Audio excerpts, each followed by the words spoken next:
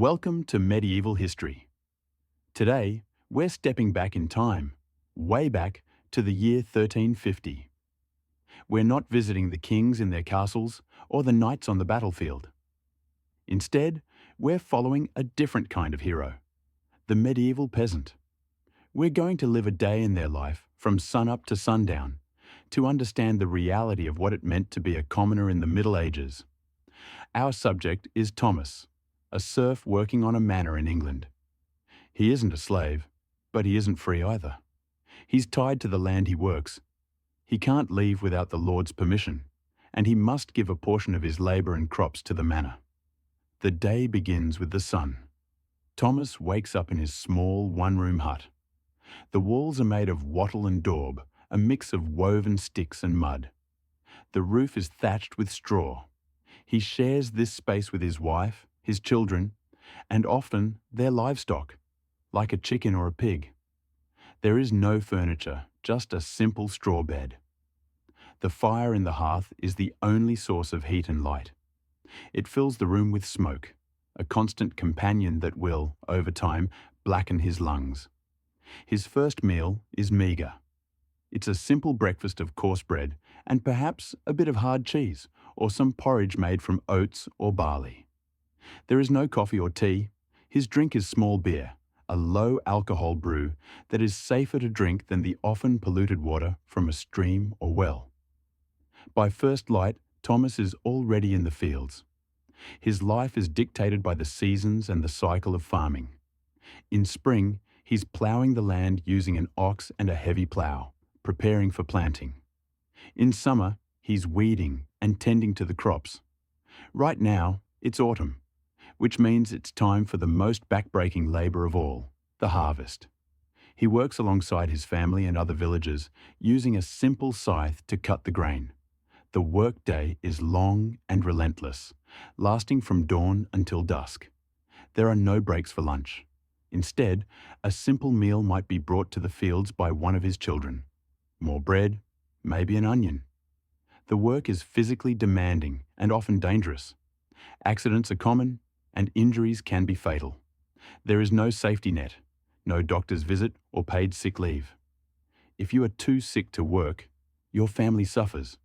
Thomas's labour is divided. Part of his time is spent on his own small plot of land, which he works to feed his family. The other part is spent on the Lord's land, which is known as the domain. The hours he spends working for the Lord are unpaid and required. Failure to perform this labour could result in a severe punishment. Even a simple task, like grinding his grain into flour, is a reminder of his station. He must take his grain to the Lord's mill and pay a fee to have it ground, adding to the list of taxes and duties he owes. As the sun begins to set, Thomas finally makes his way back home. His body aches from a day of strenuous labour. The entire village is home by now, and the smells of cooking fires fill the air. His wife has prepared the main meal of the day. It's a pottage, a thick stew made from vegetables like cabbage, leeks, and onions. If he's lucky, it might contain a bit of bacon or some small meat to flavour it, but this is a rare treat. Meat and fish are expensive and often reserved for feast days. The evening is short. There is no electricity, so life after dark is confined to the light of the hearth. There are no books, as very few peasants can read or write. The evening is for family and community. The villagers gather to share stories, jokes, and gossip. They might sing songs or tell folk tales. These moments of communal life are vital, providing a sense of shared hardship and belonging. For Thomas, this is a chance to rest, to reconnect, and to feel like part of a larger whole. Before bed, he performs his final duties. He checks on his small garden plot, maybe gives some scraps to his pig, and ensures the fire is banked for the night. As the embers glow, he falls asleep on his straw bed, his mind already turning to the labour that awaits him tomorrow. His life is one of constant toil and little reward. But it is also a life of community, resilience, and survival. It is a life shaped by the land, the seasons, and the strict hierarchy of the medieval world.